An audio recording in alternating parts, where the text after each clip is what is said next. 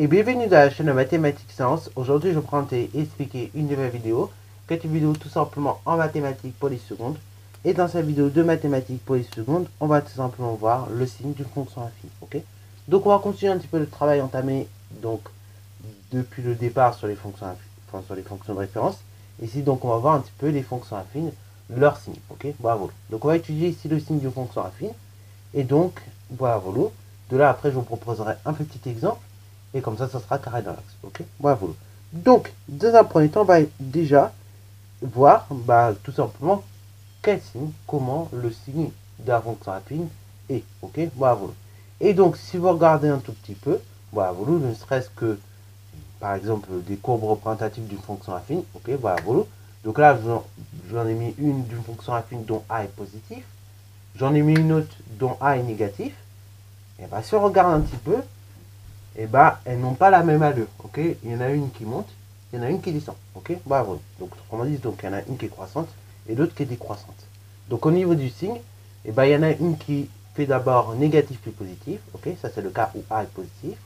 Et il y en a une autre donc qui fait tout simplement donc positif puis négatif. Donc là, c'est dans le cas où A est négatif. Ok. Bravo.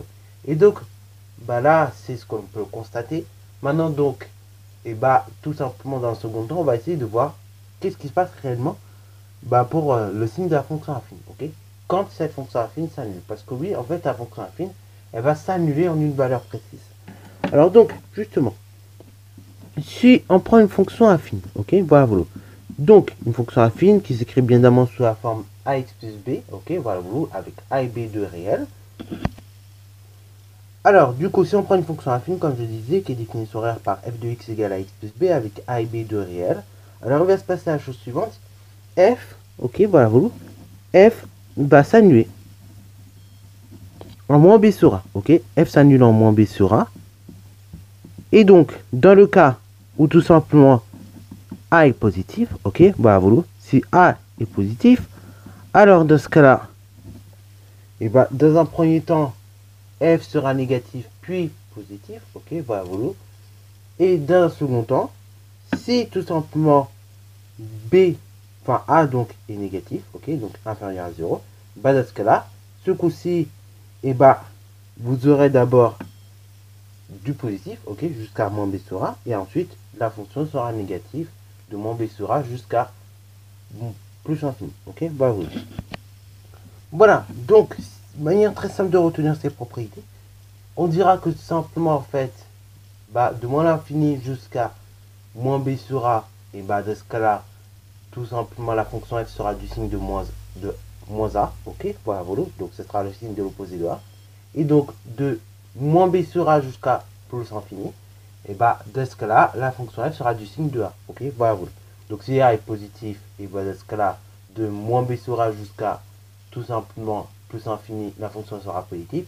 Si au contraire a est négatif, donc de moins b sur a jusqu'à plus infini, la fonction sera négative. Et donc de moins l'infini jusqu'à moins b sur a, la fonction sera donc positive si a est donc plus petit que 0, donc négatif.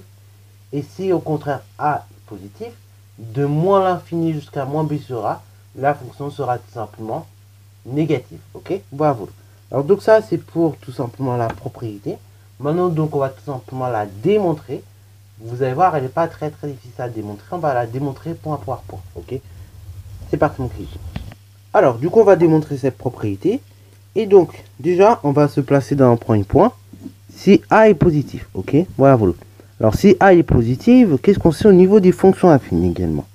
Parce que oui, on sait que pour le moment, on sait juste une chose, si a est positive, ok, si on oublie la propriété, on sait que lorsque a est positive, alors, de ce cas-là, f est croissante sur r, ok, bravo, f va augmenter sur r, ok.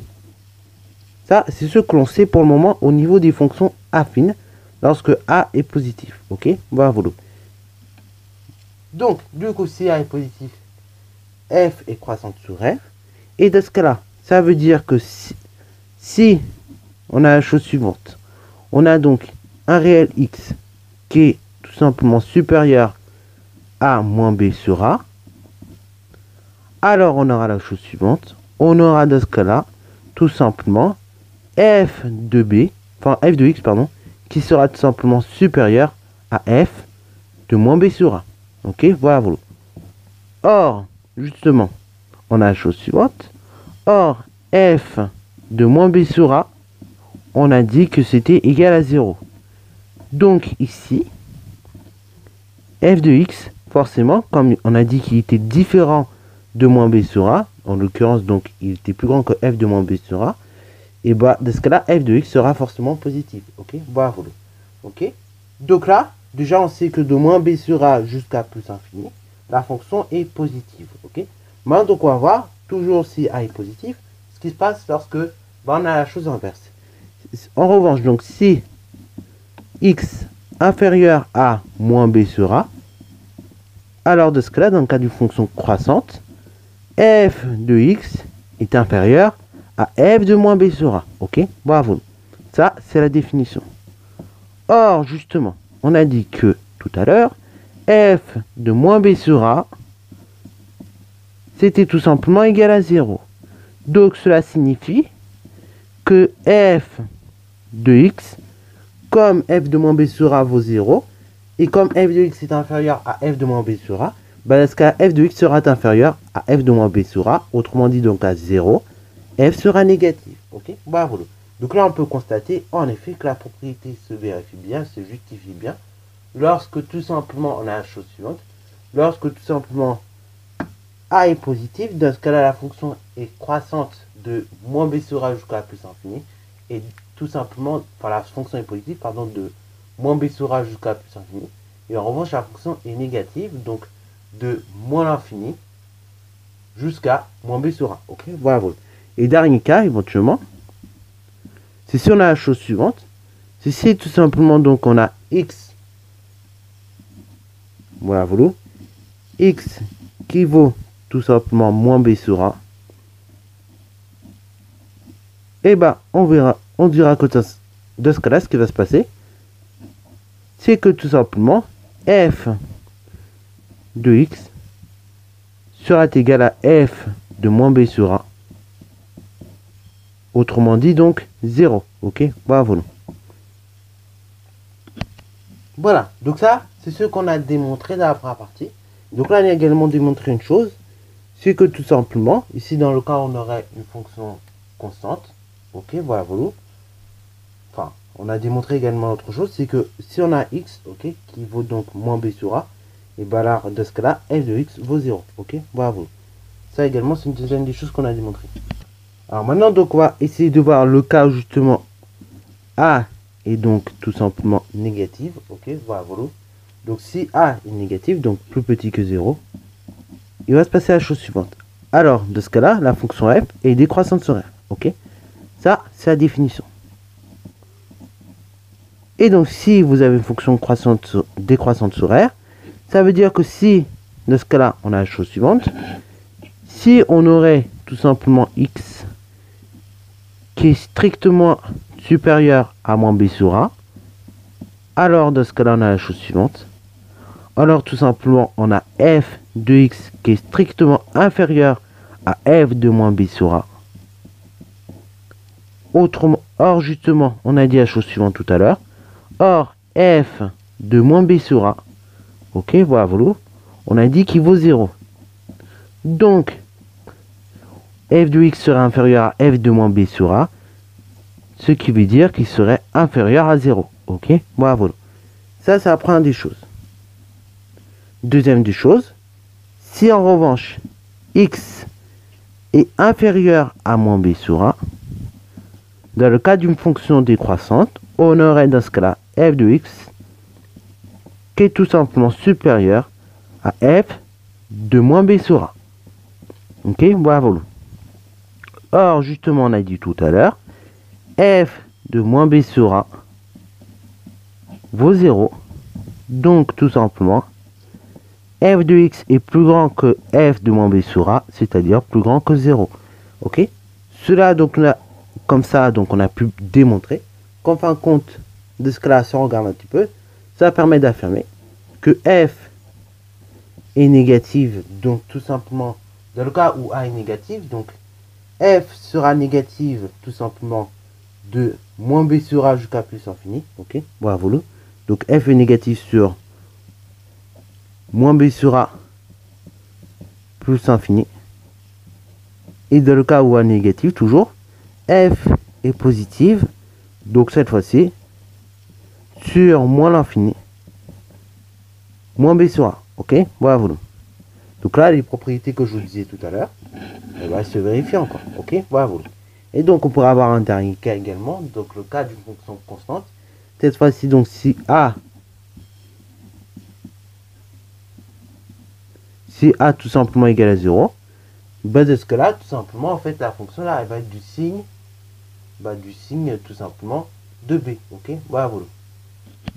Alors pourquoi f serait du signe de b? Parce que tout simplement, ax vaudrait 0. Il resterait donc f de x qui s'écrirait sur la forme b. Ok, b, s'il est positif, dans ce cas-là, ça restera positif à chaque fois.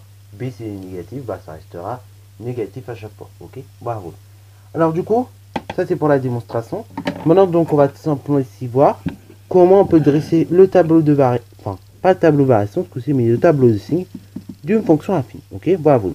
Donc, si on donne une fonction affine, définie par exemple sur R par 3x moins 4, ok, bravo. On demande comme ça de dresser le tableau de variation de cette fonction. Ok, bravo. Donc, on demande de dresser un tableau de variation de la fonction.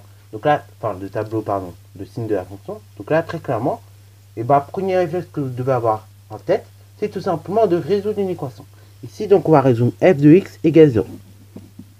Pourquoi je résoudre une telle équation? Parce qu'en fait, la solution de l'équation va nous donner la valeur pour laquelle la fonction s'annule. Ok, bravo. Donc, f de x égale 0, soit est équivalent donc à 3x moins 4 égale 0. Ce qui est équivalent donc à 3x égale 4. Ce qui est équivalent à x égale 4 tiers. Ok, bravo. Donc là, la fonction f, elle s'annule en 4 tiers. Ok, bravo. Donc ça veut dire que la fonction est négative sur moins l'infini 4 tiers et positive sur tout simplement 4 tiers plus infini. Et donc, tout simplement, en 4 tiers, la fonction est tout simplement nulle. Voilà. Donc je dresse rapidement maintenant mon tableau de signe, comme ça. Voilà. Donc là, vous voyez, c'est très rapide. C'est encore plus rapide même dans le cas d'une fonction affine. Donc là, on dresse le tableau de signe, comme d'habitude, 2 lignes de colonnes. Une fois que j'ai fait mes 2 lignes de colonnes, je vais tout simplement y indiquer les réels de l'ensemble de définition. Ok, voilà. Donc ici, c'est moins l'infini plus infini. J'indique le réel, puisque j'en ai qu'un, pour lequel la fonction f va s'annuler. Donc ici, c'est 4 tiers. Et en dessous, j'indique un petit 0. Et après, donc, de moins l'infini jusqu'à 4 tiers, donc, la fonction est du signe, donc, tout simplement, de moins a. Ok, voilà. Et après, donc, de 4 tiers jusqu'à plus infini, on est sur le signe de a. Ok, voilà. La fonction est du signe de a. Ok, voilà. Et éventuellement, donc, ici, je vais préciser que a est égal 3, ce qui est supérieur à 0. Donc cela explique le tableau que vous voyez juste à vos yeux. Ok. Et vous voyez, c'est très rapide de faire un tableau de signe d'une fonction affine. Ça n'a même pas pris 2 minutes. C'est très rapide. Ok. Bravo. Donc vous voyez, dans un exercice, si on vous dit faire un tableau de signe d'une fonction affine, c'est toujours comme ça que vous devez faire. D'abord, on résout cette équation. Ok. Voilà. Ensuite, de là, on précise tout simplement la valeur du coefficient du vecteur. Donc ici, a vaut 3, ce qui est supérieur à 0. Et après, on réalise tout simplement le tableau de signe de la fonction. Voilà, sur ce, c'est la fin de cette vidéo. J'espère qu'elle t'a plu. Si c'est le cas, n'hésitez pas à liker, commenter et bon reste en mathématiques et en sciences.